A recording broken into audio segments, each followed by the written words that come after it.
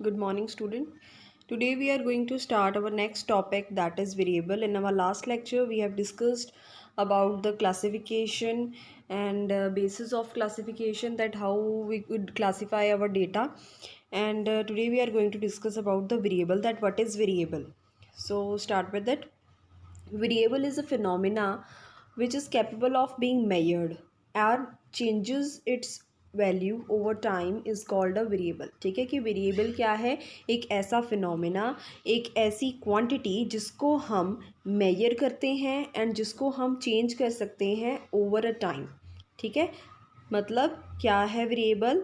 I repeat, एक ऐसी quantity जिसको हम मेजर कर सकते हैं एंड चेंज कर सकते हैं, और जो चेंज होता रहता है ओवर अ टाइम उसको हम बोलते हैं वेरिएबल। ठीक है, अगर मैं एग्जांपल लूँ यहाँ पे वेट ऑफ द स्टूडेंट्स की, कि स्टूडेंट्स का वेट जो है, क्लास 11th के स्टूडेंट्स का वेट की एग्जांपल ली जाए, अगर उसको मेजर किया जाए तो वेट जो है is one of the best example of the variable. ठीक है, क्यों ये बेस्ट एग्जांपल है? क्योंकि वेट क्या है, एक तो क्वांटिटेटिव फॉर्म में जो है मेजर किया जाता है, क्वांटिटी फॉर्म में होता है, न्यूमेरिक फॉर्म में होता है। ठीक है, किसी का 40 है, किसी का 45 है, किसी का 45.5 है, इस तरह से ये वेट है। ठीक है, और दूसरा ये जो वेट है ये ओवर अ टाइम चेंज होता रहता है। ठीक है, ज़रूरी नहीं है आज हमारा वेट 30 है तो कल भी हमारा वेट 30 होगा। ठीक है, या आज हमारा वेट 45 है तो अगर हम महीने बाद चेक करें तब भी हमारा वेट जो है वो 45 ही रहेगा। कुछ ना कुछ उसमें स्लाइटली चेंजेस जो हैं थोड़े बहुत पॉइंट्स के आते रहते हैं। So one of the best example अगर मैं कहूँ वेरिएबल की तो क्या होगा? वेट। ठीक है, आप वेट बोल सकते हो इसकी बेस्ट एग्जांपल, जो कि एक तो क्वांटिटेटिव फॉर्म में होती है, मतलब एक क्वांटिटी, ऐसी क्वांटिटी जिसको मेजर किया जा सकता है। ठीक है, और जो चेंज होती रहती है over a period of time. ठीक है, so this is known as variable. Next हमारे पास आते हैं बेटा वेरिएबल की टाइप्स।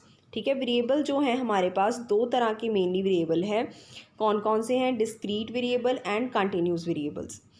डिस्क्रीट वेरिएबल्स कौन से होते हैं? मतलब जो ऐसे वेरिएबल जो इनकम्प्लीट नंबर्स की फॉर्म में होते हैं। ठीक है, अगर मैं यहाँ पे एग्जांपल लूँ नंबर ऑफ़ स्टूडेंट्स की इन द क्लास 11th की, आपकी क्लास में कितने नंबर ऑफ़ स्टूडेंट्स हैं? टोटल 28 स्टूडेंट्स हैं, 35 हैं। ठीक है, मतलब यहाँ पे स्टूडेंट्स जो हैं वो कंप्लीट नंबर में होंगे। मैं ऐसे नहीं कह सकती कि मेरी क्लास में 28.5 स्टूडेंट्स हैं, मेरी क्लास में 35.6 स्टूडेंट्स हैं। कोई स्टूडेंट आधा तो नहीं होगा ना, स्टूडेंट कंप्लीट होंगे। सो डिस्क्रीट वेरिएबल हम वो वाले वेरिएबल्स को बोलते हैं जो कि कंप्लीट नंबर्स की फॉर्म में हमारे पास होते हैं। ठीक है, जैसे यहाँ पे आपको एग्जांपल दिए 1 2 3 10 11 15। ठीक है, ये कभी भी ऐसे मिक्स फ्रैक्शन की फॉर्म में, पॉइंट्स में नहीं होंगे, ये कंप्लीट नंबर्स की फॉर्म में होंगे। और हम कह सकते हैं दैट इंक्रीज इन जम्प्स, जो जम्प्स में इंक्रीज करते हैं कंप्लीट फॉर्म में होते हैं। ठीक है, नेक्स्ट हमारे पास आता है कंटिन्यूस वेरिएबल। कंटिन्यूस, जैसे कि उसके नेम से क्लियर हो रहा है कि कंटिन्यूटी यहाँ पे मेंटेन रहती है।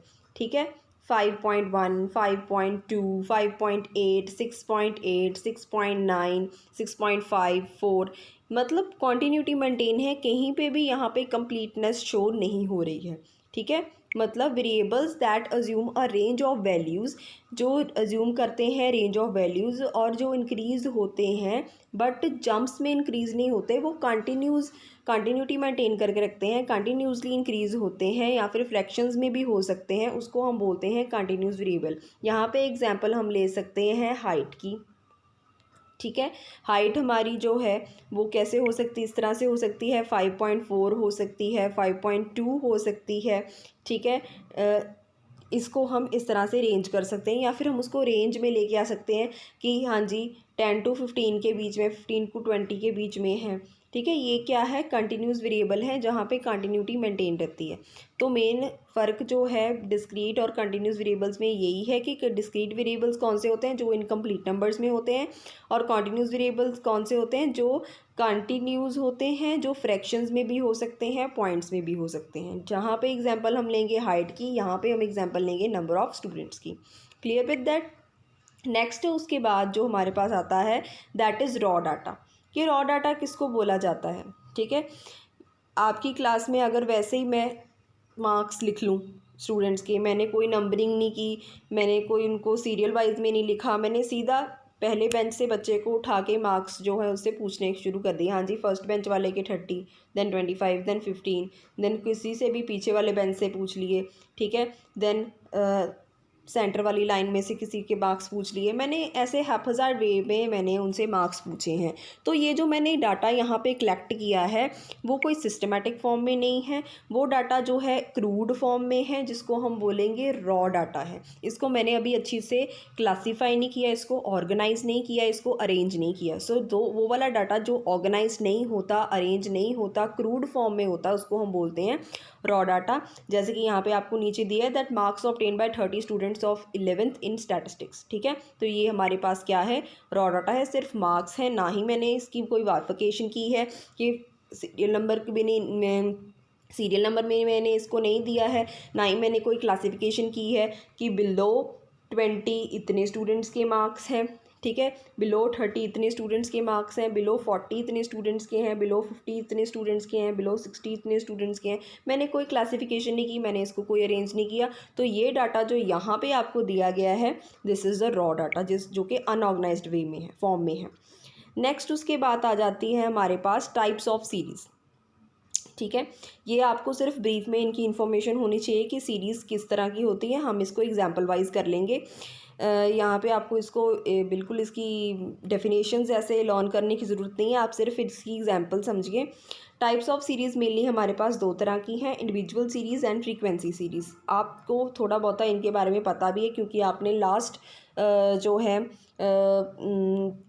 में आपने इसके सम्स किए हैं, ठीक है। लास्ट अभी जो एग्ज़ाम्स हुए हैं मेन मीडियन मोड में, वहाँ पे आपको मैंने बताया था कि इंडिविजुअल सीरीज़ किसको कहते हैं, फ्रीक्वेंसी किसे कहते हैं, ठीक है। Then frequency series is further divide into 2 categories, that is discrete series and frequency distribution. इसके बारे में भी आपको पता है।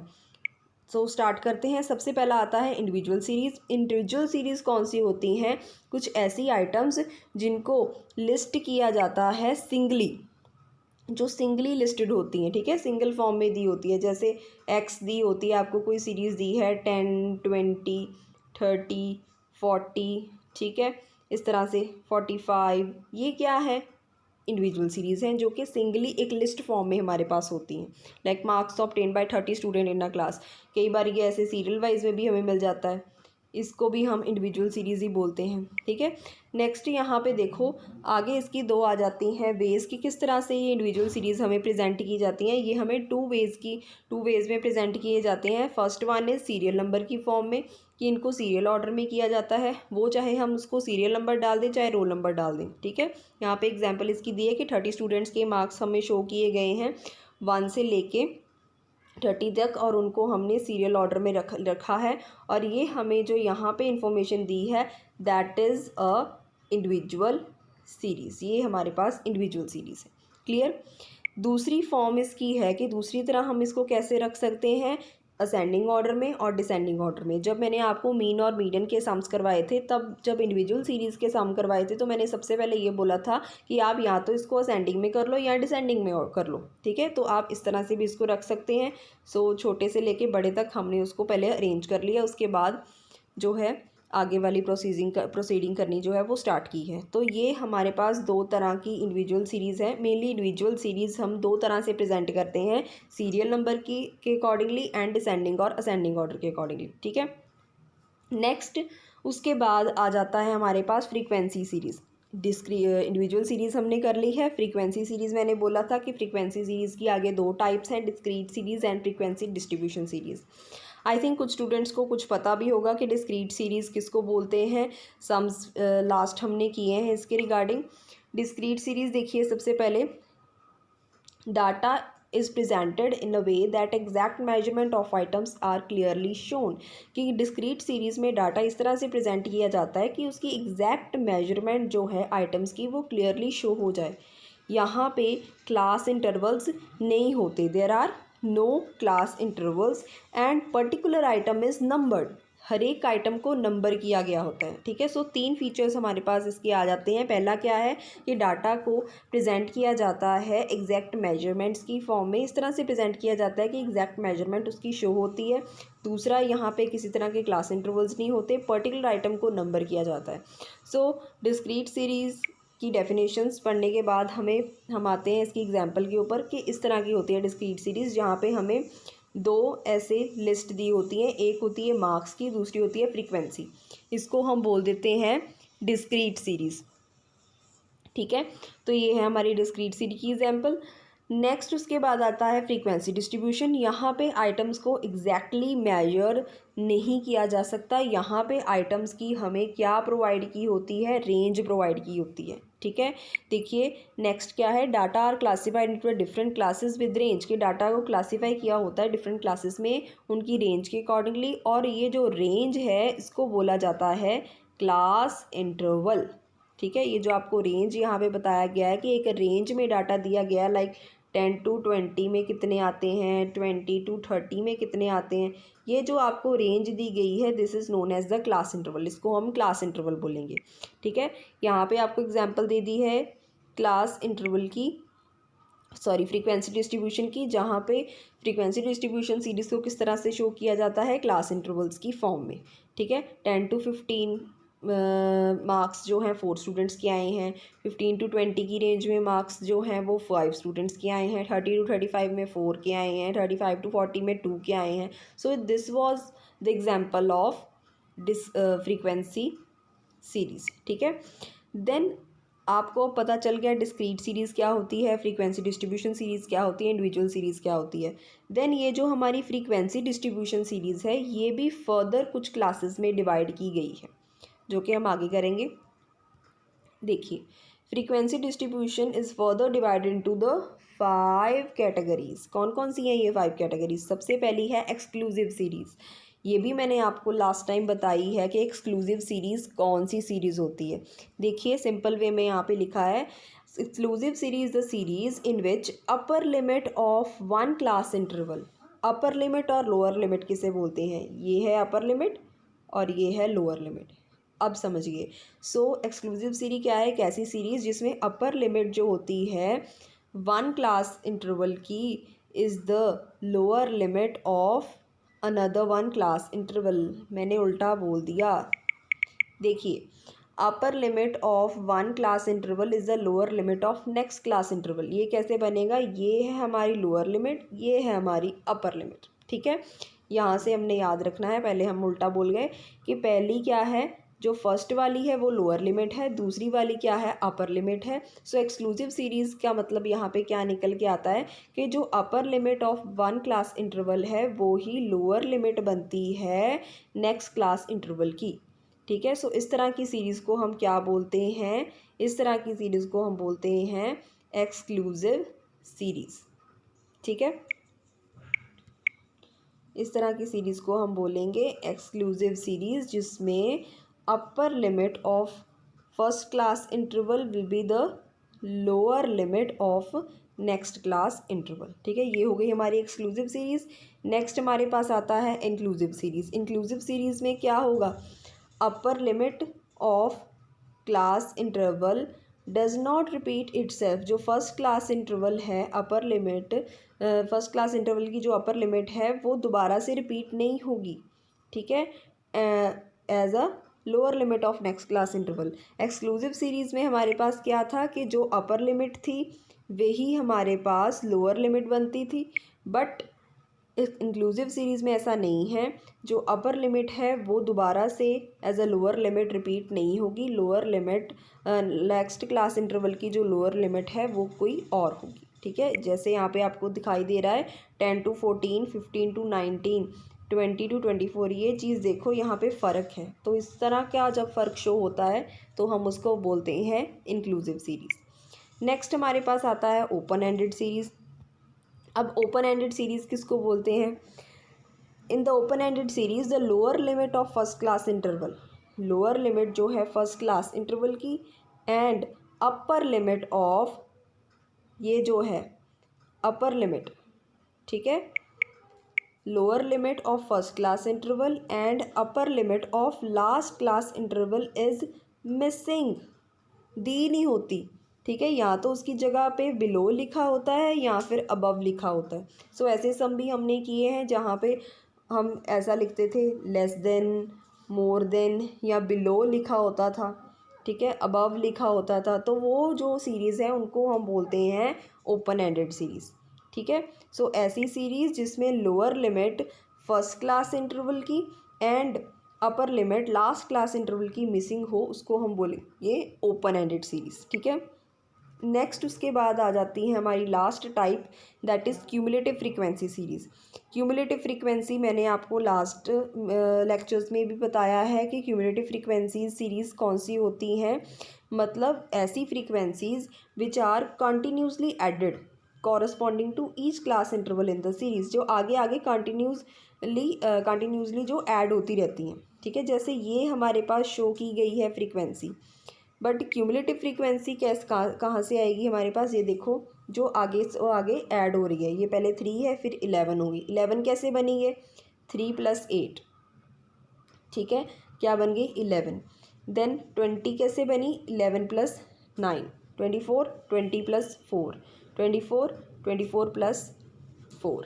ठीक है, सो इस तरह से हमारे पास ये जो सीरीज़ निकल के आती है जहाँ पे कंटिन्यूस फ्रीक्वेंसी जो है ऐड होती रहती है, ऐसी फ्रीक्वेंसी को, ऐसी सीरीज़ को हम क्या बोलेंगे, cumulative frequency series. Clear. Then उसके बाद ये जो क्यूमुलेटिव फ्रीक्वेंसी सीरीज़ होती है, जब हम सम्स करते हैं तो हम इसको चेंज भी करते हैं।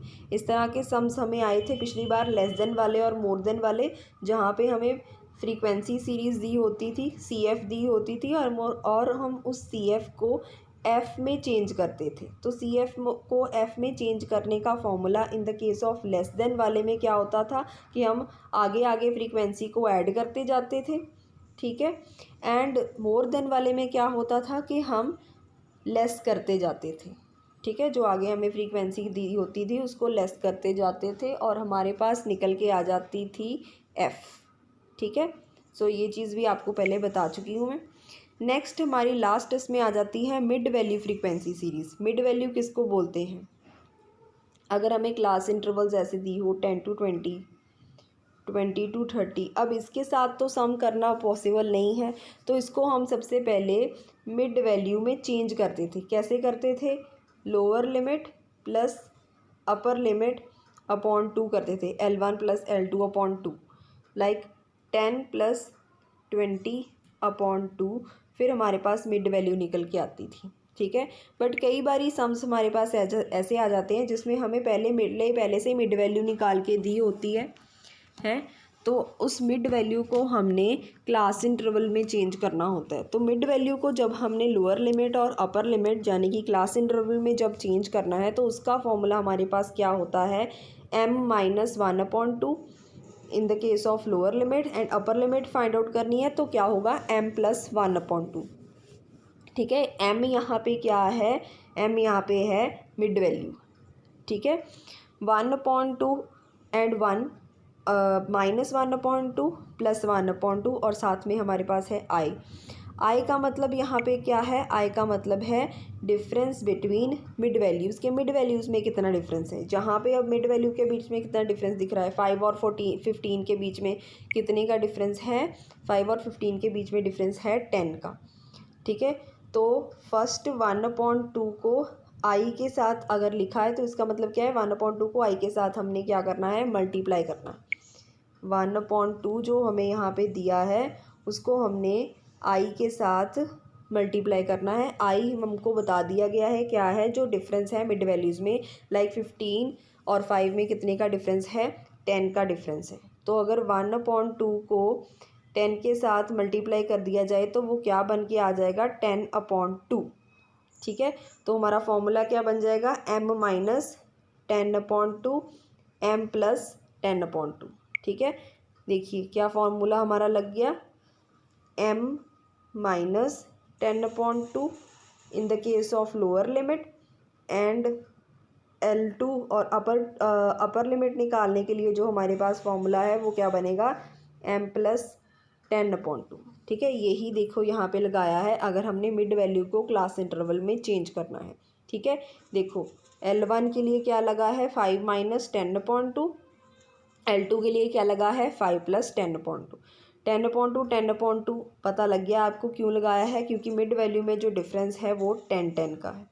ठीक है, सो इस तरह से हम चेंज भी कर सकते हैं। अगर आपको कई बार सम आ जाए कि मिड वैल्यू को क्लास इंटरवल में चेंज करके दिखाओ 2 मार्क्स में, तो आपने इसको इस फॉर्मूले की हेल्प से चेंज करना है। क्या फॉर्मूला है वो, m - 1/2 i का मतलब difference in mid values. Clear. So इसी के साथ ही बेटा हमारा ये जो चैप्टर है ये कंप्लीट हो जाता है। अब आप इसको एक बार रीड कीजिए। यहाँ पे मैंने आपको ब्रीफ एक बार कर दिया है कि सीरीज़ जो है कितने तरह की हैं, क्या क्या उसके मीनिंग है, विद एग्जांपल्स शो किया है। देन आपकी बुक में कई सीरीज़ में इस तरह से भी बताया कि कैसे आप एक इंक्लूसिव सीरीज़ को या एक्सक्लूसिव सीरीज़ को चेंज कर सकते हो। ठीक है, वो भी आप एक बार देख लेना। वो मैंने आपको लास्ट लेक्चर्स में जब मीन मीडियन के सम्स करवाए थे तब बताया था कि इंक्लूसिव सीरीज़ और एक्सक्लूसिव सीरीज़ को हम कैसे चेंज करते हैं। कैसे करते हैं, 0.5 माइनस करके और 0.5 ऐड करके। इस तरह के सम्स आपकी बुक में दिए हैं, इलस्ट्रेशंस की फॉर्म में दिए हैं, उसको ट्राई कीजिए। In case of any doubt contact me. Okay, thank you so much.